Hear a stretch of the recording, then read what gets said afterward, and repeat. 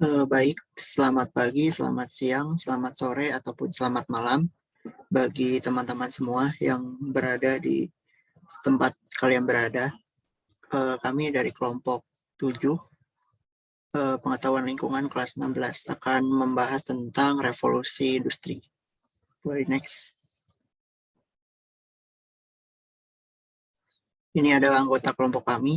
Ada saya sendiri, Christian Konstantin, ada Josia Tanumi Harja, lalu ada M. Zaki Dwipe, Maulana Abdul Aziz, dan Hasna Yulia Widyazari. Oke, jadi apa itu revolusi industri? Revolusi industri adalah peningkatan produksi karena adanya mesin baru yang menggunakan sumber energi. Revolusi industri ini juga mengubah kegiatan di berbagai bidang, yaitu bidang pertanian, manufaktur, pertambangan, transportasi, dan teknologi. Selanjutnya akan dijelaskan oleh teman saya.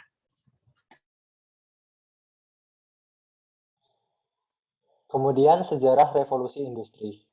Istilah revolusi pertama kali diperkenalkan oleh Frederick Engels dan Louis Auguste Blanqui pada pertengahan abad 19. Revolusi industri sendiri terbagi pada dua fase. Fase pertama, perubahan berfokus pada bidang tekstil dengan penemuan alat pemintal benang yang diberi nama spinning jenny. Alat pemintal benang ini bertenaga air serta mampu menghasilkan benang lebih halus.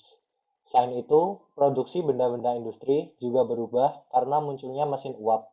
Kemunculan mesin uap terinspirasi dari mesin pompa air ciptaan Thomas Newcomen. Mesin tersebut dimodifikasi menjadi lebih efisien oleh James Watt, dan mesin ini memicu munculnya kereta api penumpang dan kapal uap. Pada fase kedua, revolusi ini terjadi di Inggris dan menyebar cepat ke berbagai negara. Dimulai pada tahun 1860 dan dikenal dengan revolusi teknologi. Revolusi pada fase kedua ini identik dengan pembangunan jalan rel, produksi besi dan baja, penggunaan mesin yang meluas, peningkatan penggunaan tenaga uap, dan munculnya listrik. Selanjutnya akan dijelaskan oleh teman saya. Oke, kemudian ada latar belakang dari revolusi industri, yaitu pada saat itu Inggris pada abad ke-18 menjamin keamanan seluruh warganya untuk menjalankan aktivitas perekonomian tanpa rasa takut. Dan kegiatan dan usaha di Inggris itu mulai mengalami perkembangan sehingga pekerjanya mulai bekerja di tempat-tempat khusus seperti pabrik untuk memproduksi barang-barang dengan massal. Dan Inggris pada saat itu memiliki banyak daerah jajahan sehingga wilayahnya besar dan ia memiliki kekayaan alam yang melimpah, terutama batu bara dan juga besi. Kemudian ada juga revolusi agraria yang juga memicu revolusi industri ini karena banyak dirasakan oleh masyarakat. Dan kemudian ekonomi juga mulai bersifat liberal atau perdagangan mulai bebas. Dan juga perkembangan ilmu pengetahuan dan teknologi sangat pesat di Inggris, sehingga hal-hal ini memicu revolusi industri. Ya, kemudian akan dijelaskan teman saya.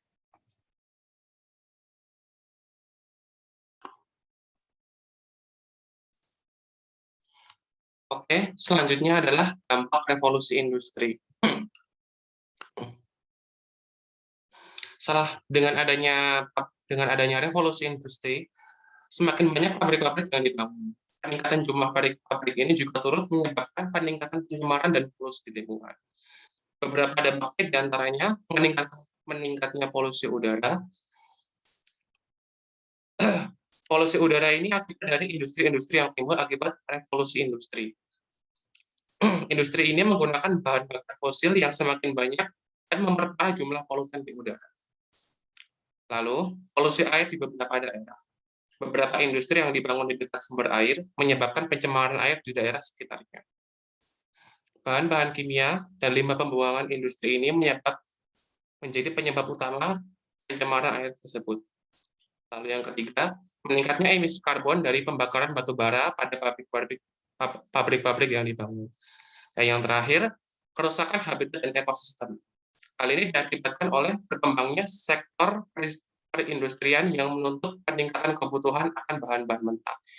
Oleh karena itu, tingkat deforestasi dan eksploitasi sumber daya alam meningkat. Selanjutnya akan dijelaskan oleh teman saya.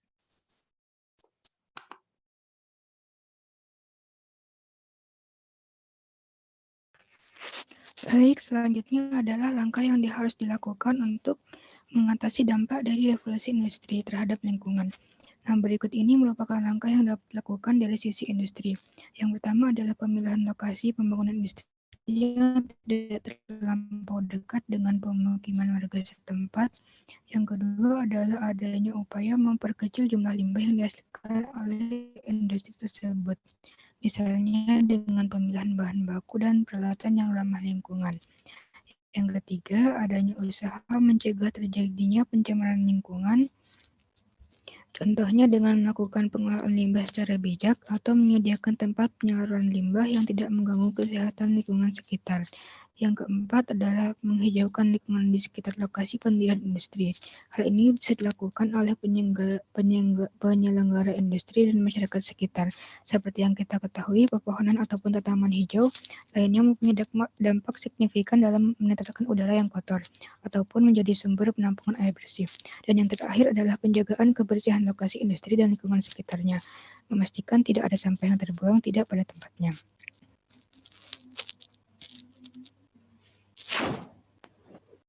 Nah, kalau tadi dari sisi industri, selanjutnya adalah dari sisi masyarakat. Masyarakat juga dapat ikut berpartisipasi dengan lebih memperhatikan lingkungan dan melakukan beberapa hal, yakni yang pertama mendukung gerakan menanam pohon, menggunakan produk yang berkelanjutan, yakni menggunakan bahan daur ulang atau produk yang mendukung lingkungan. Kemudian mengurangi perjalanan dengan kendaraan supaya tidak atau menggunakan transportasi umum jika bisa, dan kemudian mengurangi pembakaran dan barang-barang yang menghasilkan banyak polusi seperti perapian, tidak membuang sampah pada tempatnya dan tidak sembarangan, tidak membuang cairan seperti minyak, oli, atau cairan berbahaya sembarangan. Oke, lanjut. Nah, berikut adalah sumber yang kami gunakan. Sekian presentasi dari kami. Terima kasih.